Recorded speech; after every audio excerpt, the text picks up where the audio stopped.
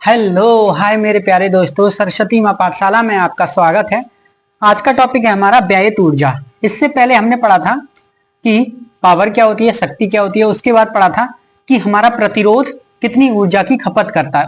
आज पढ़ेंगे हम व्ययित ऊर्जा। ठीक है, देखिए हमने शक्ति के बारे में पढ़ा था। तो हमने ये फॉर एग्जाम्पल हमने ये पढ़ा था कि दिस कि इस पॉइंट पर 0 वोल्ट है, ठीक है, और इस पॉइंट पर बी वोल्ट था, ठीक है। बी वोल्ट क्या था? बी वोल्ट, ठीक है। तो हमने पढ़ा था कि इस पॉइंट से क्यू चार्ज को और इस पॉइंट तक ले जाने में जो हमारे सेल ने कार्य किया उसके बारे में हमने अच्छे से पढ़ा था, ठीक है। फिर हमने पढ़ा था कि हमारे सेल ने जो कार्य यहां से किया, हमें हमारे आवेश को धक्का दिया और वो आवेश उस यहां से एनर्जी लेकर गया और वो उसने एनर्जी कहां खर्च की। फिर उसने एनर्जी यहां एक प्रतिरोध यानी कि आगे वो गया तो यहां देखा कि एक प्रतिरोध ने उसे बाधा पैदा की, ठीक है, और उस प्रतिरोध ने उस चार्ज को यानी कि उस चार्ज में रुकावट पैदा की, ठीक है, उसकी प्रवाह के में रुकावट पैदा की, ठीक है। ये आपने इतना पढ़ लिया था, ठीक है। आज हम पढ़ेंगे कि व्ययित ऊर्जा यानी कि उस प्रतिरोध में कितनी ऊर्जा खर्च। देखिए, मान लेते हैं P जो पावर थी हमारी, पावर बराबर ऊर्जा बटे समय, ठीक है, समय, ठीक है, ऊर्जा बटे समय ये थी, ठीक है। ऊर्जा हमारी क्या थी?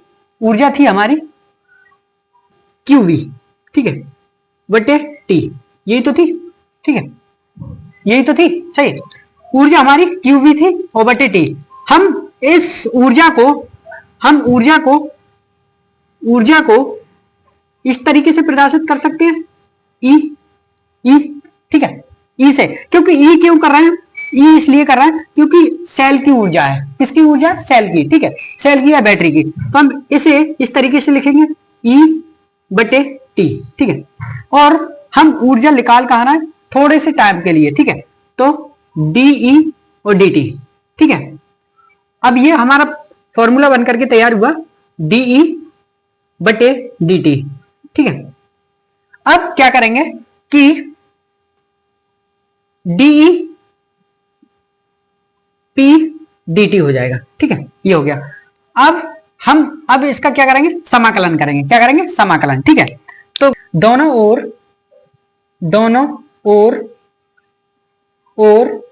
उचित सीमाओं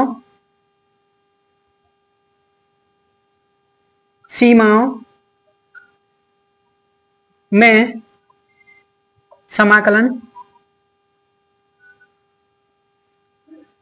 समाकलन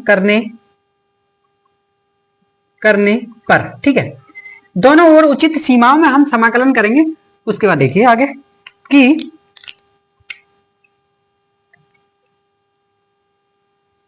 डी का समाकलन किया बराबर और पी dt का समाकलन किया, ठीक है, ठीक है, ठीक है। आगे देखिए कहां से कहां तक समाकलन करेंगे। समाकलन करेंगे हम 0 से e तक, ठीक है, और dE बराबर, देखो आपने एक फॉर्मूला पढ़ा होगा इससे पीछे वाले में, मैंने आपको ड्राइव कराया था कि P बराबर I स्क्वायर R, ठीक है, ये फॉर्मूला आपने पढ़ा था, यहां लिख देंगे। हम कहां से कहां तक समाकलन? 0 टाइम से t टाइम तक, ठीक है, और इसे यहां रख देंगे I स्क्वायर R और dt, ठीक है। ये दोनों कांस्टेंट है, ये बाहर आ जाएंगे, ठीक है। 0 से e तक dE बराबर I स्क्वायर R बाहर आ गया और 0 टाइम से t टाइम तक dt, ठीक है। डी का समाकलन होता है e, सिर्फ e, और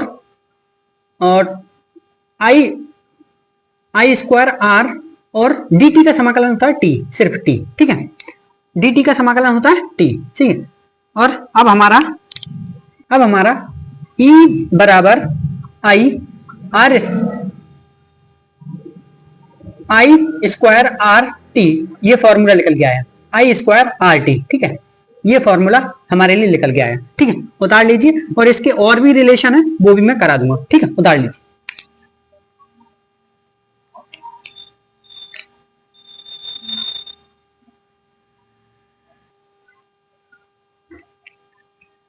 इससे आगे देखिए कि ये रिलेशन आया, ठीक है, हम यहां से करा रहे हैं, ठीक है, यहां से E बराबर आई गुणा आई,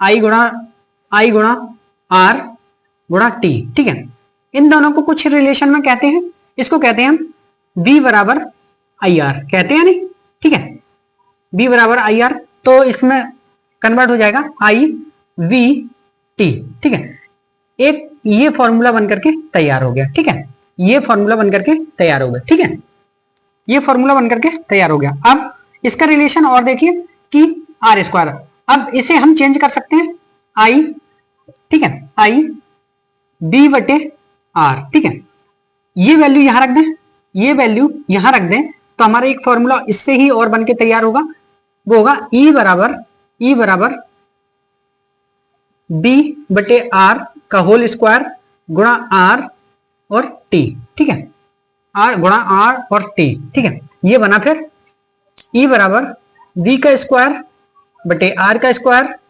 गुणा आर टी, ठीक है, एक आर से एक आर कैंसिल हो गया, तो हमारा बचा बी स्क्वायर बटे आर टी, ठीक है, बी स्क्वायर बटे आर टी, ये बचा, ठीक है, इसे हम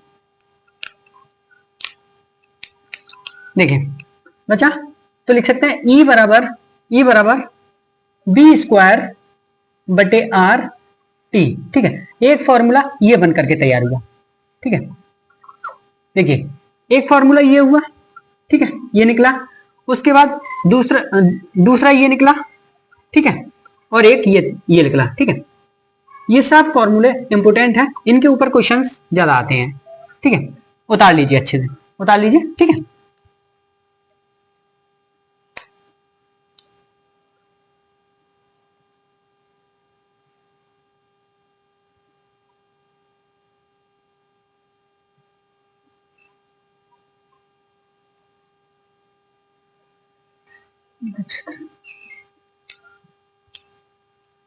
अगला टॉपिक है हमारा गतिशीलता। गतिशीलता किसे कहते हैं, छोटा सा टॉपिक है, एक नंबर में बोर्ड में पूछ लिया जाता है, देख लीजिए, यही हमारा इस चैप्टर का लास्ट टॉपिक है, ठीक है, देख लीजिए। अपवहन वेग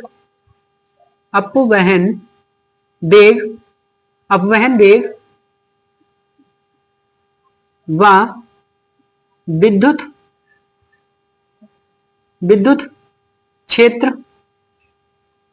क्षेत्र का अनुपात, ठीक है, अपवहन वेग व विद्युत क्षेत्र का अनुपात को ही गतिशीलता कहते हैं, अनुपात को ही गतिशीलता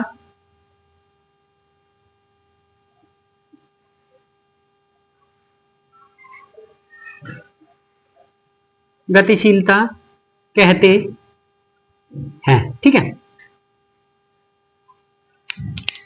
अपवहन वेग व विद्युत क्षेत्र का अनुपात को ही गतिशीलता कहते हैं, ठीक है, ठीक है, आपको अच्छे से समझ में आ चुका होगा, ठीक है, देखिए म्यू बराबर अपवहन वेग क्या था वीडी, और हमारा विद्युत क्षेत्र ई से प्रदर्शित करते हैं, यही इसका सूत्र होता है, ठीक है, और ये अपवहन वेग आपको अच्छे से समझ में आया होगा। इससे पहले व्यय ऊर्जा हमने पढ़ी थी, यानी कि खर्च ऊर्जा पढ़ी थी, उसका जो समाकलन था वो भी आपको अच्छे से समझ में आया होगा, ठीक है। ये चैप्टर इस चैप्टर का समापन यही होता है। उसके बाद जो इस चैप्टर के न्यूमेरिकल होंगे हम अगले वीडियो में करेंगे, चाहे 2 वीडियो लग जाए चाहे 3 वीडियो लग जाए, हम उनमें करेंगे, ठीक है, और अच्छे से आपको न्यूमेरिकल समझ में भी आएंगे, ठीक है। मेरे चैनल पे बने रहिए, चैनल को सब्सक्राइब कीजिए, शेयर कीजिए, और जो पैसे देकर नहीं पढ़ पाता है उसके लिए ये वीडियो बनाने का मकसद है। आप वीडियो देखिए, और कहीं वीडियो आपको समझ नहीं आती है तो कमेंट कीजिए, मैं उसे दोबारा समझाने की कोशिश करूंगा। ठीक है, धन्यवाद। मेरे चैनल पे बने रहिए। धन्यवाद।